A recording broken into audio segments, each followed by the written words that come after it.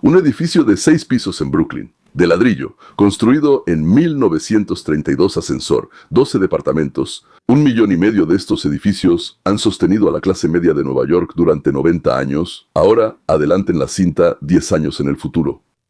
El mismo edificio. El foco en la entrada no funciona. Desde hace 3 meses, el elevador está descompuesto desde el otoño antepasado. En el techo del tercer piso hay manchas. El techo tiene goteras. Pero nadie repara el techo. En uno de los departamentos vive una mujer mayor que ha vivido aquí durante 40 años y paga la misma renta que pagaba en 1926. Y su hijo, su hija y su sobrino de Quincy y una familia joven que acaba de llegar de Tel Aviv o de Teherán no pueden encontrar un departamento en esta ciudad por ningún precio. Yo ya he visto ese edificio. Yo viví en un edificio así. Solo que no estaba en Brooklyn, sino en una ciudad que se llamaba Leningrado. Y en Berlín Oriental hay edificios así, y en La Habana y en Bucarest. Y hoy les voy a contar cómo exactamente el alcalde de Nueva York planea convertir la capital del mundo en aquello de lo que yo personalmente me fui a finales de 1973, a principios de 1974. Voy a poner frente a ustedes 2 columnas de texto. A la izquierda, las palabras de Saran Mamdani, literalmente de su comunicado de prensa de 1926, y a la derecha, las palabras de los funcionarios de vivienda de Berlín Oriental de 1973, gracias a Dios, se conservaron por escrito. Y se sorprenderán de lo mucho que coinciden. En Nueva York, aproximadamente 1 millón de departamentos están bajo la llamada estabilización de renta. Eso es la mitad de todo el mercado de viviendas en alquiler, de los 5 boroughs, como los llaman allá. Brooklyn, Queens y cosas así, Bronx, Manhattan. Eso es la mitad de todo el mercado de alquiler. La estabilización aplica a edificios de 6 o más departamentos construidos antes de 1974, así lo decidieron. Cada año, la comisión de la ciudad establece el porcentaje máximo que el propietario puede aumentar la renta al renovar el contrato. O sea, los funcionarios deciden cuánto dinero se puede cobrar a las personas que viven en el departamento y si ese dinero no alcanza para las reparaciones. Bueno, el 9 de mayo de 2026 esta comisión fue designada por Mamdani. Por eso, completamente bajo su control, votaron por el llamado rango de 0 a 2%. O sea, permiten 0. O sea, no se puede, ¿verdad? O a alguien le permiten 2. O dicen, bueno, hasta 2 como máximo. Y que la inflación fue, digamos, 5. Eso no importa. En junio habrá una decisión final. ¿Sí? Él, lo más probable, consiga 0. Eso es el congelamiento que prometió. 0 es un congelamiento. Suena muy humano, ¿verdad? Y ahí está todo el problema. Escuchen cómo lo formula él mismo. No estoy simplificando, no estoy exagerando. Solo estoy citando. La vivienda es un derecho humano. ¿En qué sentido la vivienda es un derecho humano? O sea, vas caminando, ves una casa y entras ahí. Es tu derecho. ¿Vivir ahí ahora? ¿Cómo es eso?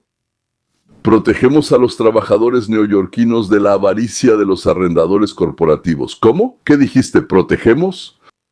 ¿Y cuánto cuesta la comida? También protegen contra la avaricia de los productores corporativos de alimentos. ¿Y cuánto cuestan los boletos de avión? También protegen contra la avaricia de los constructores corporativos, de los que operan los aviones. Ninguna familia será desplazada de su barrio. O sea, paguen o no paguen, no tiene ninguna importancia. Compraste una casa, pediste un préstamo, tienes que pagar por ella, tienes que pagarle al conserje, tienes que pagarle al pintor, tienes que pagarle a la fábrica, por lo que sea, y te dicen, pues yo no te voy a pagar. Tú vete de ahí, yo quiero a otra persona que sí me pague. Y te dicen, no se puede. ¿Qué más hay? La vivienda asequible es un bien público, no una mercancía de mercado. ¿En qué sentido? Entonces, ¿para qué construí la casa? ¿Y para qué lo compré ahí por 3, 4, 5, 8, 100 millones de dólares? ¿Para qué? Para que sea un bien público. Si quiero donar, dono. Pero si invertí en algún negocio, y ese es mi negocio, ¿cómo puedes quitarme la oportunidad de hacer algo con ese negocio en general? De ganar dinero con él y al final. La ciudad está tomando medidas sin precedentes para responsabilizar a los propietarios negligentes. O sea, no solo no te dan dinero por las ganancias por haber reparado la casa, plantado árboles y limpiado.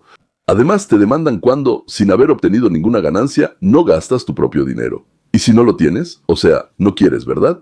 No gastas tu propio dinero para mejorar la vida de los inquilinos. O sea, es pura fantasía, ¿verdad? Está bien. Cada una de estas propuestas suena a compasión. Eso es un cálculo político exacto. Una política cuyo efecto de primer orden se siente como bondad es una política por la que, ¿qué hacen las personas? Votan. Les dicen, no se preocupen, hagan lo que hagan, incluso si no pagan no los van a desalojar. Ay, no se preocupen, no les van a subir la renta. Ay, no se preocupen, no los van a echar de ahí y así sucesivamente. Pero la misericordia, eso es solo en la superficie. No es lo mismo que la compasión en la práctica, a nivel del sistema, como dicen. Sí, el sistema, eso es lo que debemos analizar. Vamos a abrir el libro de contabilidad de esa casa en Brooklyn, sobre la cual les pedí que se la imaginaran. Entonces la renta está congelada. ¿Qué significa esto? Lo que era, así sigue siendo. Hoy, mañana, pasado mañana, todo se encarece en el mundo que nos rodea. No tienes derecho a subirla como propietario y te molesta mucho, o eres un inquilino que vive ahí y te alegra mucho que te paguen más en el trabajo, pero sigues pagando lo mismo por la casa. Ahora los gastos. El impuesto a la propiedad en Nueva York aumenta cada año entre un 3 y un 6%. Es decir, el impuesto de Nueva York no dice que lo van a congelar, ellos quieren cobrar más. Seguro del edificio. El aumento es del 10 al 15% al año después de 2020. Combustible para la calefacción. Para la calefacción esto es inestable, pero normalmente el aumento es del 5 al 20%. Agua y alcantarillado, un aumento del 49% cada año. Es decir, sus gastos están aumentando de manera alarmante. Y no se puede subir la renta, el salario del encargado del edificio, del conserje, de los trabajadores de mantenimiento, un 35% fácilmente. Materiales, calderas, techos, electricidad, plomería, ahí es un 520%. Con la renta congelada, el margen real. Bueno, el margen, ¿verdad? La diferencia entre lo que recibes y lo que tienes que gastar. Se reduce drásticamente. Eso disminuye el flujo de efectivo y al propietario le quedan 3 opciones. Opción 1. Bueno, posponer las reparaciones 1 o 2 años más. No cambiar el calentador, que claro, gotea el agua, pero no hay dinero para reemplazarlo. Parchear el techo en vez de reemplazarlo por completo. Porque eso cuesta casi nada. Alargar el ciclo de pintura de 3 a 7 años. Uno, en teoría, cada 3 años. Pero el otro, bueno, ni modo. Que ellos rayen y pinten, que le rasquen lo que quieran. Nosotros hasta dentro de 7 años lo vamos a pintar. No arreglar las filtraciones hasta que no se conviertan en una inundación. La segunda opción es salir del mercado, vender. A un precio bajo a quien tenga más abogados y espere a que cambie el gobierno. Ahora, la tercera opción es abandonar. Simplemente dejar de pagar el impuesto a la propiedad. Esperar a que la ciudad se quede con el edificio. Sí, así fue como el sur del Bronx perdió alrededor de 30.000 departamentos en los años 70. 30.000 propietarios desaparecieron y ya, se perdieron y borraron sus huellas. Los propietarios literalmente incendiaban sus casas por el seguro, porque la casa pasó de ser un activo a ser un pasivo. La tienes ahí, no te da ganancias y siempre te están pidiendo dinero. Ándale, ándale, ándale, si no das te van a presionar. Fíjate, ninguna de estas opciones mejora el departamento, o sea, la mujer para quien supuestamente se inventó esta política. Primer año, después de congelar la renta, los inquilinos celebran. La congelación funciona. Los propietarios cubren la diferencia con reservas y posponen los proyectos importantes. No este año, pero el próximo, sino el próximo en 3 años. Año 3, año 4. Ya no hay reservas, se acabaron. A las llamadas de reparación responde la inteligencia artificial. Las bombillas en la entrada se encienden menos seguido. Los pisos del vestíbulo se remiendan. Están cambiando. Aumentan las quejas ante las oficinas de vivienda de la ciudad. Quinto año. La primera ola de pequeños propietarios se está yendo. No hablo de las corporaciones contra las que Mamdani lleva a cabo su campaña. Hablo de una familia de emigrantes que posee una casa con 6 departamentos en Sunset Park, de una familia griega en Astoria, de una familia rusa, ruso-judía en Sheepshead Bay, que ahorraron durante muchos años para comprar esa casa de 3 departamentos, donde la renta de la casa es la pensión de los padres. Ellos serán los primeros en irse. No tienen un departamento legal para maniobrar en la regulación. No tienen la escala para amortiguar la caída del margen. ¿Y quién ocupará su lugar? ¿Fondos buitres? Especialistas en activos problemáticos, gente que compra a precio de desastre, exprimen lo que queda en 5 años y se van. Eso es peor que aquel engaño corporativo contra el que Mamdani planeaba luchar. No es mejor, es peor para los inquilinos. Si les interesa este tipo de análisis, suscríbanse y activen la campanita. Analizo esta ciudad, este país y este momento en la historia casi todos los días. Y para quienes quieren profundizar más, hay una sección exclusiva por $4 al mes. Ahí hablo sin filtros. Al cabo de 6 o 7 años, Nueva York se convertirá en lo que se convierte cualquier ciudad que ha pasado por una larga congelación de rentas. Grandes manzanas estarán vacías, medio destruidas, sucias, apestosas, con prostitución, con tráfico de drogas, con una policía que no quiere entrar ahí, con departamentos apestosos. Las personas que viven ahí desde hace 10, 15, 20 años no se mudan porque pagan una tercera parte de la renta que se paga alrededor, pero tampoco se puede vivir ahí. Y el otro nivel son las personas que llegaron a la ciudad para establecerse ahí, inmigrantes, personas que se mudaron por trabajo. Ellos entran al mercado no regulado que se redujo debido al congelamiento, porque parte de la vivienda se convirtió en condominios, otra parte se transformó en uso comercial y otra simplemente se destruyó. Es un mercado reducido. Es más caro de lo que era antes del congelamiento. Los recién llegados pagan por el descuento de los antiguos residentes. Además, ahí no se construye nada, porque tienen miedo de que en cuanto construyas algo, ¡pum!, llegue otro Mamdania y diga, ¡opa! Y esta casa también entra en renta estabilizada. Surge un mercado negro naturalmente. Pago por llave, efectivo por debajo de la mesa para obtener un contrato de renta estabilizada. Subarriendos ilegales, inquilinos ficticios en los documentos, falsificación de vales. Esto no es teoría, señores, es la historia documental de Nueva York de años pasados. Este es el Estocolmo de hoy, donde la espera por un departamento con renta estabilizada es de 20 años Buenos Aires, antes de Milei, por supuesto. Donde después de la implementación del congelamiento en el 20, el mercado de alquileres se redujo en un 60%, y Milei lo canceló en 1924. El mercado creció de inmediato nuevamente. Esto es Bombay, donde los edificios regulados se destruyen físicamente, matando a los inquilinos bajo los escombros, se derrumban. ¿Por qué? Porque los dueños no tienen dinero, no hay ganancias. Entonces, no hay dinero para reparar esas casas. Para 2010 las rentas estabilizadas de Nueva York se ven aproximadamente así. El parque habitacional de renta estabilizada, al parecer, se ha degradado. Varios miles de casas pequeñas cambiaron de dueño o fueron abandonadas, por completo. La nueva construcción se ha desacelerado, porque los inversionistas normales consideran el riesgo en todas las futuras clases de activos. El mercado no regulado es más caro que antes de la congelación.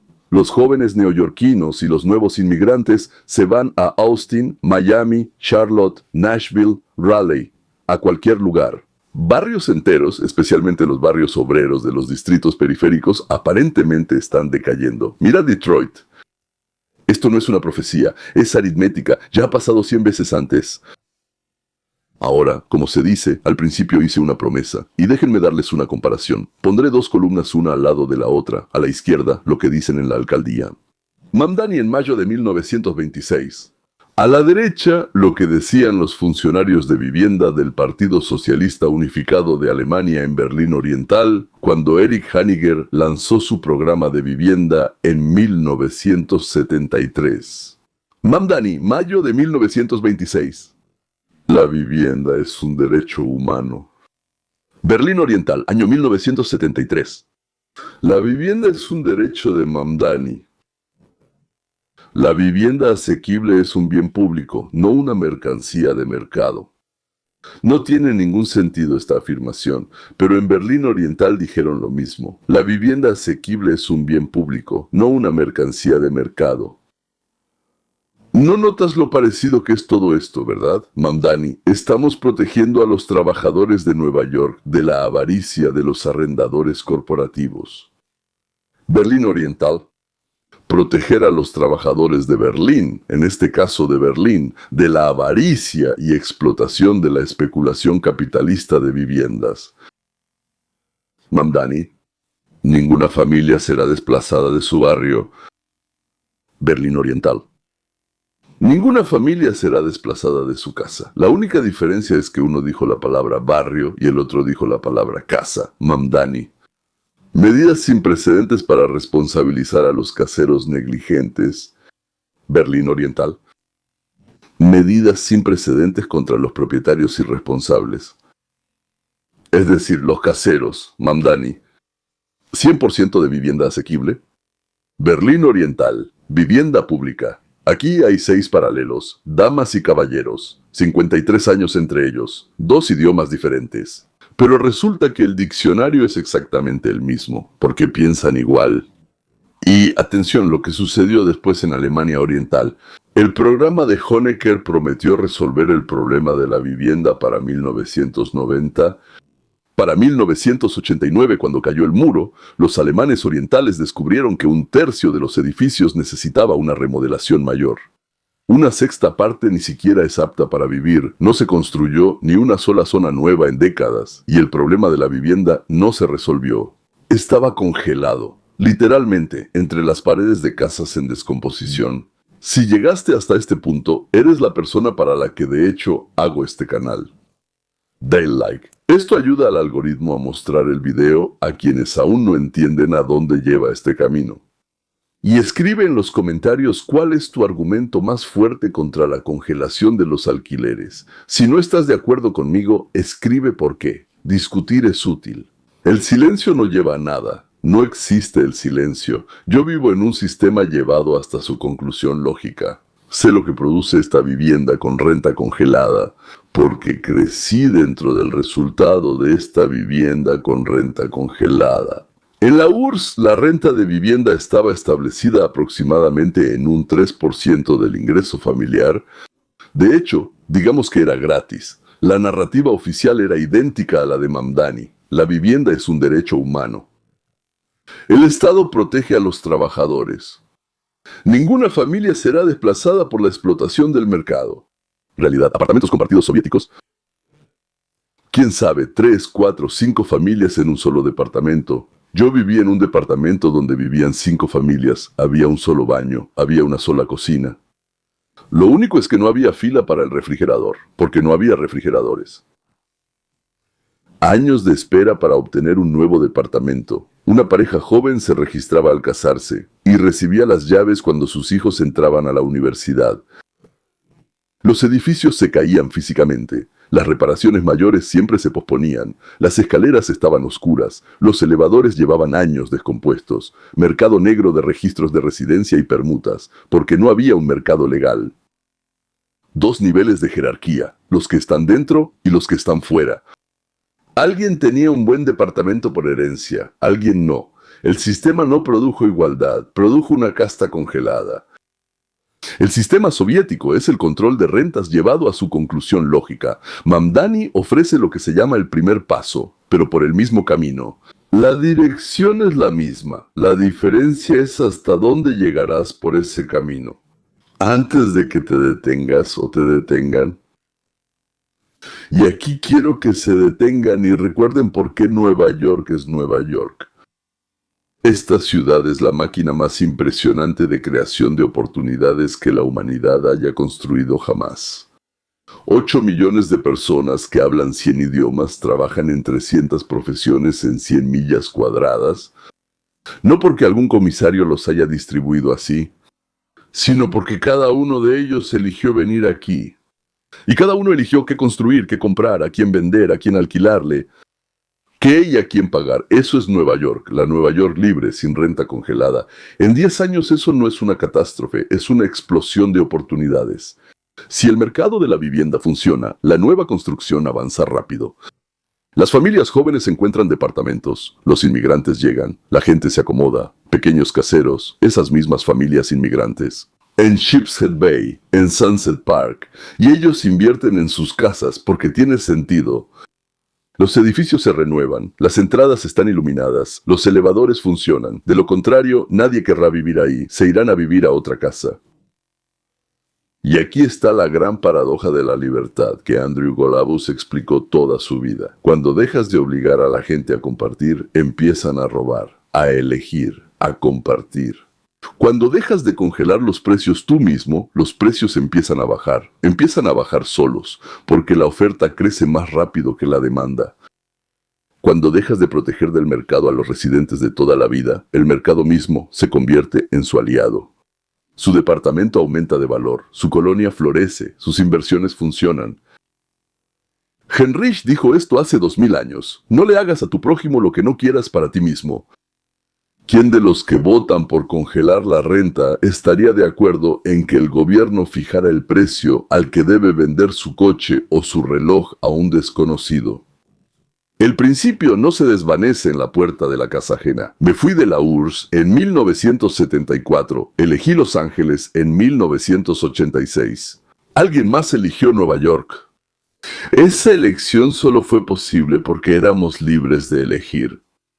Y esa libertad para la próxima generación, para los próximos millones, para la niña iraní, para el niño cubano que aún vendrán a esta ciudad, debe preservarse, no se puede. No tenemos derecho a convertir Nueva York en Berlín Oriental de 1973 y no tenemos derecho a convertir Brooklyn en una vecindad. Y no le crean a una persona, aunque sonría, aunque sea joven, aunque hable el idioma correcto, que les promete misericordia por decreto. La misericordia por decreto no es misericordia. Este es el primer capítulo de un libro muy largo que yo personalmente ya he leído, y muchos de ustedes también. Si este video les aclaró, aunque sea un poco, compártanlo, especialmente con sus amigos en Nueva York, especialmente con aquellos que planean votar. Y suscríbanse, activen la campanita y denle like. Quiero hacer algo que la mayoría de los comentaristas evita. Quiero poner dos documentos uno al lado del otro. Y ahora vamos a ir más y más profundo. Esto es de lo que estaba hablando. Similitudes, diferencias. Berlín Oriental, Nueva York. Capítulos antes de que Berlín Oriental se convirtiera en Berlín Oriental. Capítulos de Nueva York, California, Chicago. A la izquierda, 25 puntos Partido Nacional Socialista Obrero Alemán. El programa escrito por Gottbert Feder, Anton Drexler y Adolf Hitler. Publicada el 24 de febrero de 1920 en Múnich. A la derecha, la plataforma pública de aquellos a quienes ahora en Estados Unidos llaman socialistas democráticos. Bernie Sanders, Alexandra Ocasio-Cortez, Zoira Mondal, la misma Elizabeth Warren. Sus propias palabras. De sus propios programas de campaña y comunicados de prensa. Voy a desglosar contigo, punto por punto, dónde estos dos documentos dicen lo mismo, o casi lo mismo. Antes de que alguien cierre este video, por favor, escúchenme 2 minutos. Voy a explicar por qué esta comparación no es lo que están acostumbrados a escuchar en Twitter, y por qué en realidad fue hecha por un ganador del premio Nobel hace 70 años. Quédense hasta el final, y les diré dónde se rompe la analogía. Y esta puede ser la parte más importante de esta visión. Empecemos con los hechos. Que muchas personas, especialmente de la izquierda, prefieren no recordar. Primero, el nombre completo del partido de Hitler. En ruso suena así, Partido Nacional Socialista Obrero Alemán. La palabra socialismo en el nombre no es un error de traducción. No es un truco propagandístico de la derecha de la posguerra. Es el Partido Socialista Alemán, socialista. Segundo, Hitler mismo, en sus discursos, en el libro Mein Kampf y en conversaciones privadas, se llamaba regularmente socialista. En 1923, en Nuremberg, él dijo, somos socialistas. Somos enemigos del sistema capitalista moderno. Esto no es un error, es un tema que se repetía durante años, enemigos del capitalismo. Tercero, Friedrich Hayek, economista austriaco y ganador del premio Nobel, publicó su libro más importante en 1944. Se llama Camino de servidumbre. Lo tengo, está a 3 metros de mí. La releo constantemente, la dedicó literalmente a los socialistas de todos los partidos. Su tesis central, el socialismo marrón, es decir, el nazi, el socialismo rojo, es decir, el soviético, y también el socialismo suave, el partido británico-alemán. Un código económico común.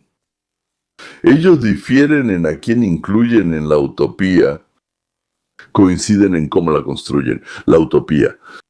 a través de la coerción, a través de la negación de la propiedad privada, a través de reemplazar la elección del mercado por las órdenes del Estado. Y en cuarto lugar, el historiador alemán Götz Alli, en el libro El Estado Popular de Hitler, esto es del año 2005, demostró documentalmente que el régimen que existió de 1933 a 1945 se sostenía gracias a un programa social masivo, vacaciones pagadas, medicina gratuita, beneficios para las madres, perdón de deudas hipotecarias, familias sin hijos, turismo organizado por el Estado. Esto era literalmente una política socialista. De alguna manera se financiaba, ¿verdad? Por dos cosas. Inicialmente, por el saqueo de los judíos y luego de los territorios ocupados. Pero al alemán alario le daba exactamente ese paquete que hoy se llama estado de bienestar. Así que no estoy haciendo un truco retórico. Estoy repitiendo el trabajo que hicieron Götz Alli, George Watson, Neil Ferguson y muchos otros historiadores y economistas serios, más que solo serios. Bueno, pasemos a los paralelismos. Sí, punto por punto. Tomaré los puntos económicos y sociales del programa, los que tratan sobre economía y política social, sin tocar todavía los puntos raciales y nacionalistas, a los que volveré por separado, y pondré al lado las posiciones actuales. Entonces, el punto 11 aquí está el del fascismo alemán. Romper la esclavitud de los intereses. Bueno, ¿qué significa eso? Y como resultó, eso significa la eliminación de los ingresos no laborales. Ingreso no laboral. Ganaste dinero, lo pusiste en el banco y ganas intereses. La lucha contra los intereses bancarios. Contra el capital especulativo. Es decir, en general no está claro qué hacer con el dinero que has ganado. Un paralelo moderno. Sanders. Wall Street es crimen organizado. Es decir, Wall Street es crimen organizado. Acciones, venta de acciones. Campaña para cancelar deudas. Eso es Sanders. 1.700.000 millones de deuda estudiantil. Es lo mismo, solo que la cifra era diferente con Hitler. Y la constante demonización de los bancos y la financiarización. Entonces, AOC, Ocasio-Cortez, impuesto a las transacciones financieras, o sea, recibiste dinero. Estás tratando de vender o comprar algo. A todo eso le ponen impuestos. Warren, destruir a los grandes bancos. Porque el banquero es el enemigo. El enemigo es el prestamista. O sea, necesitas dinero. Vas con alguien y le dices, dame dinero, yo te lo doy. ¿Y qué gano yo con eso? Pues yo tomo 100 y te regreso 110. Sí, en un año. Está bien. Ah, bueno, entonces está bien. Si haces eso, hay que luchar contra ti. Absolutamente. El enemigo es el que vive de los intereses. O sea, la gente vendrá conmigo y dirá, dame dinero. Y yo sé que no puedo obtener nada por eso. ¿Para qué le voy a dar dinero? A un hijo, a un hermano, no sé, o a cualquier persona. ¿Para qué lo necesito? Mejor los guardo debajo de la almohada. El punto 13 de los alemanes. Nacionalización. Literalmente, exigimos la nacionalización de todas las empresas ya formadas.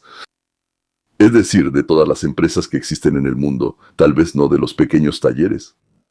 Un paralelo moderno. Medicare para todos, es decir, la nacionalización de todo el seguro médico privado. 1,5 billones. Es el mercado, por cierto, una opción pública en el sector bancario. En Internet, en los estándares comunales, yo creo en la propiedad pública de los medios de producción, o sea, Vladimir Ilich Lenin es simplemente Trotsky, ¿verdad?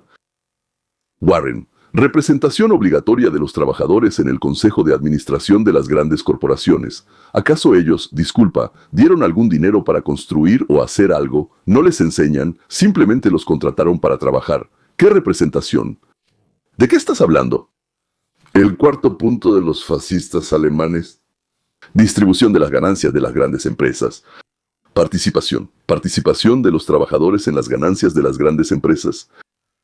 Bueno, si los dueños quieren, les darán participación. Y si no quieren, pues, disculpa, si no quieres trabajar ahí, vete a otro trabajo. Un paralelo moderno, por favor. Participación obligatoria de los trabajadores en la gestión. Eso lo proponen tanto Warren como Sanders.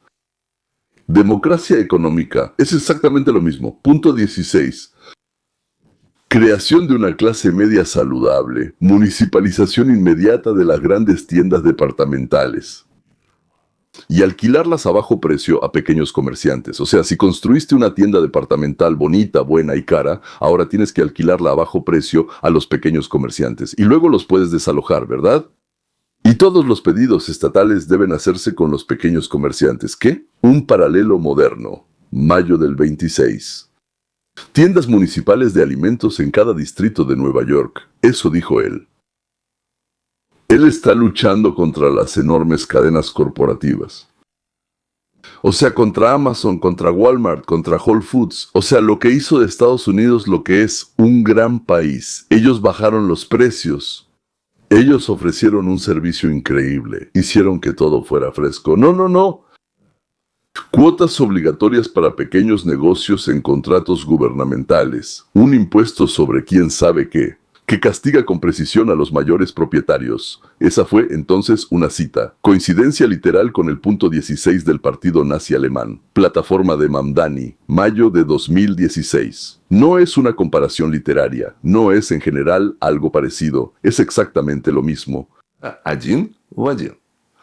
Punto 17. Reforma agraria. Expropiación sin compensación.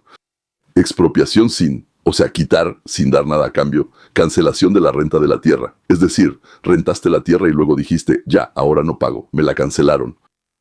Prohibición de la especulación. ¿Qué es la especulación? Pues la abuela de mi esposa, la metieron a la cárcel por 4 años porque no había nada para comer. Ella compró material, cosió una blusa y fue a venderla. Y la vendió, la arrestaron, la metieron 4 años a la cárcel porque estaba especulando.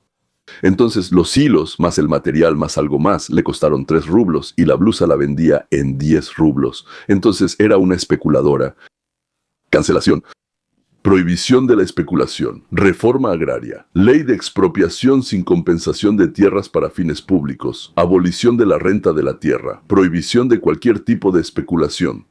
Y la tierra también, paradigma moderno. La vivienda es un derecho, no una mercancía. Mamdani. E.O.C. Sanders. La propiedad municipal de la tierra como herramienta contra los arrendadores corporativos. La promesa de Mamdani de congelar la renta. Eliminación de la renta de la tierra para 1 millón de departamentos. ¿Qué? Pero si la tierra me pertenece. No, ya nadie te va a pagar nada, porque eso es esclavitud. Criminalización de las inversiones especulativas en bienes raíces y cosas por el estilo. Educación gratuita financiada por el gobierno, todo lo mismo. Protección estatal para madres y niños, salud pública. Robar, quitarle a uno para dárselo a otro. Por eso millones de madres en los Estados Unidos de América no registran sus matrimonios para poder recibir el dinero que les han robado a ustedes. Excelente. Si este análisis fue nuevo para ti, comparte este video. Especialmente con aquellos que están acostumbrados a pensar que el nazi era de derecha. No es mi opinión, es el trabajo de Hayek, Getz Ali, George Watson. Suscríbete y activa la campanita. Y dale like. Ayuda a que el video llegue a quienes nunca han escuchado sobre estas comparaciones. Nos decían y creíamos que entre la izquierda alemana, es decir, los nazis, y la izquierda estadounidense, es decir, el Partido Demócrata, existen diferencias fundamentales y críticas. Veamos si esto es cierto. Los alemanes definían a un ciudadano por la sangre. Los compatriotas arios tenían derechos, todos los demás no los tenían. Los socialistas democráticos modernos en Estados Unidos, de alguna manera, hacen lo contrario. Hitler construía una utopía para los arios. Mamdani construye una utopía para todos. Para inmigrantes de Bangladesh, para refugiados guatemaltecos, para puertorriqueños del Bronx. Como si todo fuera diferente. Segundo, antisemitismo y holocausto. No solo en Alemania, ellos excluyeron a los judíos de su utopía, también los exterminaron. Al principio intentaron expulsarlos, pero no funcionó. Exterminaron a 6 millones de personas, incluidos mis familiares. Murieron como resultado de esa política. Para no ofender a Josef Selenich, diré que exactamente la mitad murió a manos de los alemanes y la otra mitad murió a manos de los comunistas. Bueno, no sé cómo llamarlos, soviéticos, rusos, no sé, él era georgiano, así que solo Dios sabe. Ningún socialista democrático moderno en Estados Unidos propone ni justifica el asesinato de judíos. Cualquier intento de poner un signo de igualdad es una falta de respeto a la memoria de los asesinados y una deshonestidad intelectual. Durante mucho tiempo pensamos que la principal diferencia entre los nazis y nuestros propios izquierdistas, bueno, socialistas, sí, es que los nazis eran antisemitas y racistas, y los nuestros, bueno, ¿de qué están hablando? Por supuesto que no, era muy conveniente. Eso nos permitía a nosotros, los judíos, simpatizar con la izquierda. Bueno, a algunos judíos, no a todos. Eso nos permitía a nosotros, los judíos, simpatizar con aquellos que quieren traer algo. Está claro que ellos roban, pero roban porque son buenas personas, porque querían quitarle a uno para darle a otro. Son como esos Robin Hood, ¿verdad? Robin Hood. Por un lado es Robin y por el otro lado es Hood. Yo diría ladrón bueno, ¿verdad? Por un lado es un bandido, por el otro lado es bueno. Y eso nos permitía a nosotros, los que venimos de la Unión Soviética, creer que los izquierdistas estadounidenses eran algo completamente diferente de ese tipo de colectivista del que huimos. Sin embargo, lo que vemos hoy en Estados Unidos nos obliga a reconsiderar esa diferencia fundamental, como pensábamos, entre los dos socialismos, el marrón y el rojo. He analizado el programa económico del Partido Nacional Socialista de 1920 y las plataformas de los socialistas democráticos actuales. La similitud era asombrosa. Lo que está ocurriendo en el ala progresista estadounidense en los años 24 y 25 plantea una pregunta incómoda. ¿Realmente el antisemitismo y la jerarquía racial son lo que distingue a nuestros izquierdistas de aquellos izquierdistas? Ahora voy a analizar 6 puntos basados en hechos con fuentes. Antes de empezar una observación metodológica, la Liga Antidifamación, ADL, probablemente la fuente más autorizada para el registro del antisemitismo en Estados Unidos, registró que en 2024 la cantidad de incidentes antisemitas alcanzó un máximo histórico, el mayor aumento anual en toda la historia de las observaciones. El mayor crecimiento. ¿Dónde? Ahí, donde gobiernan los demócratas y en las universidades. Ilan Omar, año 2019. Tweets. Todo se trata de los benjamines. Es una referencia a los billetes de $100 y al estereotipo sobre el dinero judío. Luego, una acusación de que los judíos estadounidenses juran lealtad a otro país. Jamal Bowman llama al ataque de Hamás del 7 de octubre una operación de bandera falsa. Negó la documentación de violaciones y asesinatos de mujeres y niños israelíes, Zoran Mamdani. 1924-1925 se negó a desautorizar el lema de globalizar la intifada. Él es cómplice de la filial de Estudiantes por la Justicia en Palestina en el Bowdoin College. Es un partidario activo del boicot, desinversión y sanciones contra Israel. Esto no es una invención. Esta es la biografía pública del actual alcalde de la ciudad judía más grande del mundo, la Alianza Internacional para la Memoria del Holocausto. La definición, que ha sido adoptada por Estados Unidos, la Unión Europea y 36 países, incluye explícitamente las siguientes formas modernas de antisemitismo. La negación del derecho del pueblo judío a la autodeterminación. Por ejemplo, al afirmar que la mera existencia del Estado de Israel es un proyecto racista. Por lo tanto, según la definición internacionalmente aceptada, una parte significativa de la coalición progresista está involucrada en el antisemitismo. Todos los días, cuando se afirma que Israel, como Estado judío, no tiene derecho a existir. Hoy en día, en Estados Unidos, a los judíos formalmente no se les prohíbe ingresar a las universidades, como sucedía bajo el presidente de Harvard, Abbott Lowell, en 1922, cuando allí se estableció oficialmente una cuota para judíos. Cuando ingresé a la universidad, había una cuota judía de no más del 1.5%. La versión moderna es más sutil, pero moralmente es similar. Diciembre de 1923, audiencias en el Congreso. Las presidentas de Harvard, Claudine Gay, de la Universidad de Pensilvania, Liz Mogil, y del MIT, Sally Kornbluth, no pudieron responder a la pregunta que les hizo Stefanik.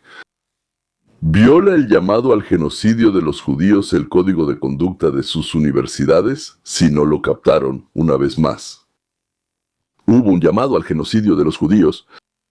Ella les preguntó si eso se ajustaba al código de conducta de sus universidades. 2 de los 3 renunciaron en unos meses. Y ahí, durante las audiencias, no pudieron responder a esa pregunta.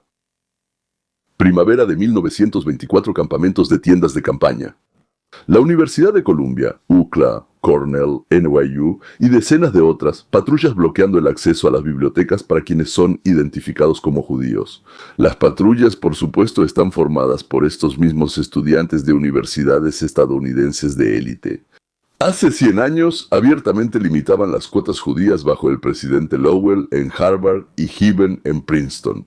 Hoy en día, permiten la formación de un ambiente en el campus donde los estudiantes judíos son perseguidos. Son excluidos de los espacios comunes y se ven obligados a ocultar su identidad para participar en la vida económica normal. Las declaraciones conjuntas de las organizaciones estudiantiles de Harvard el 8 de octubre de 1923, al día siguiente del ataque, cuando aún estaban recuperando los cuerpos de los kibutz, culparon a Israel de este ataque. 30 organizaciones estudiantiles firmaron: Israel tiene la culpa. El profesor de la Universidad de Cornell, Russell Rickford, el 15 de octubre de 1923, en una reunión de la facultad, calificó el ataque de Hamás como algo electrizante. Esto no lo hicieron los de derecha. ¿Esto lo hicieron personas que se autodenominan de izquierda? Colonialismo de asentamientos, el lobby sionista, AIPAC controla el Congreso, Israel obliga a Estados Unidos a pelear sus guerras. La frase de Ilhan Omar sobre jurar lealtad a un país extranjero es una descendiente directa de esa misma narrativa. Las teorías de conspiración alrededor de Soros funcionan para ambos lados del espectro político. Pero en la izquierda han adquirido respetabilidad intelectual. El caso es Estudiantes por la Admisión Justa contra Harvard, la Corte Suprema, julio de 1923. La documentación del proceso mostró a los solicitantes asiático-estadounidenses y judíos. Harvard les daba sistemáticamente puntuaciones más bajas en personalidad. Es decir, a los asiáticos y judíos. Eso es una cuota oculta, damas y caballeros. Exactamente eso. Eso mismo que teníamos nosotros en mi juventud y que ustedes también tuvieron muchas veces. El principal ideólogo del antirracismo, Ibram Kendi, escribió en su artículo «Cómo ser antirracista».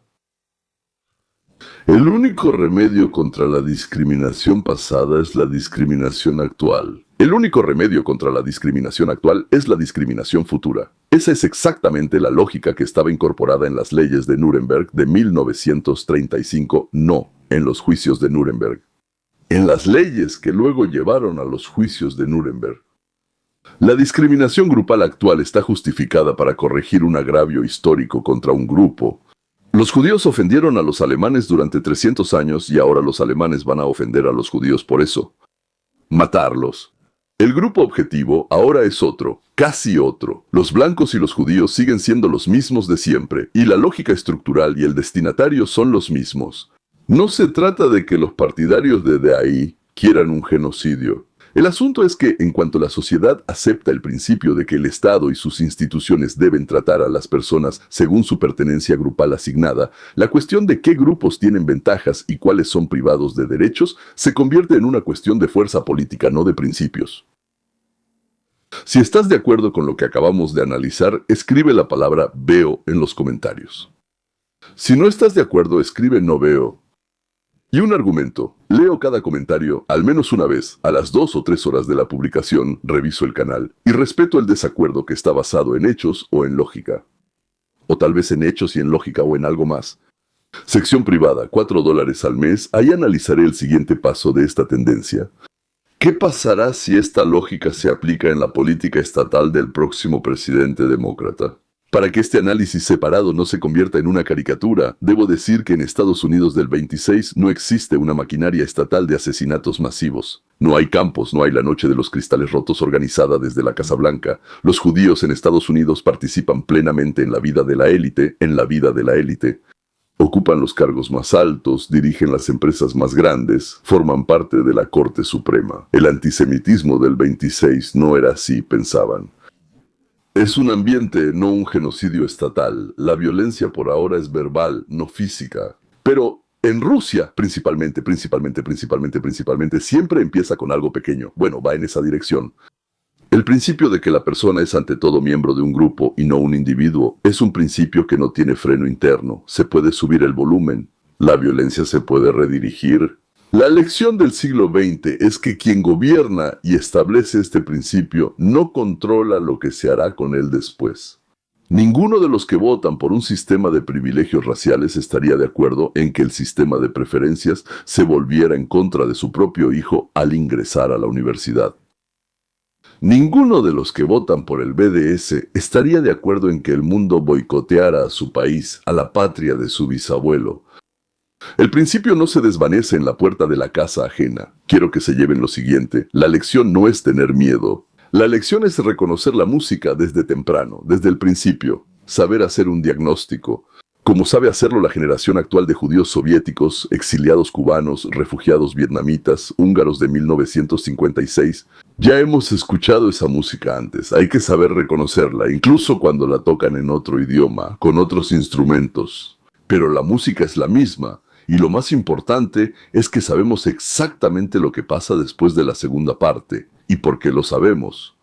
Tenemos una ventaja que la generación de nuestros abuelos no tenía en 1933. Podemos nombrar lo que está sucediendo en una etapa temprana de manera tranquila, argumentada, con fuentes y con la experiencia de 100 millones de familiares sobrevivientes a nuestras espaldas. América de 1926 no es Alemania de 1933, y en gran parte es precisamente porque estamos aquí. Somos personas que venimos de sistemas que ya han recorrido ese camino. Les contamos a los estadounidenses de manera suave, consistente, sin histeria, lo que vemos, lo que reconocemos, ya que trataremos de no permitir que se repita. Tal vez, el papel más importante de nuestra generación de inmigrantes en este país no sea solo hacernos ricos, vivir bien, no solo enviar a nuestros hijos a Harvard, sino ponernos la vacuna, reconocer el virus por el primer síntoma y decir tranquila, calmada y firmemente: yo ya he visto esto. No repitamos esto. Una América libre es un país donde cada rostro, un rostro, no parte de un colectivo. Ni la categoría, ni el color, ni el grupo, ni privilegiado, ni marginado, un rostro con derecho a su propia elección. Con Guilleri en la base, con Galambas en la estructura, con Berdiaev como recordatorio, América es América. La tenemos en nuestras manos, es nuestro trabajo para los próximos 10 años. Hasta la próxima.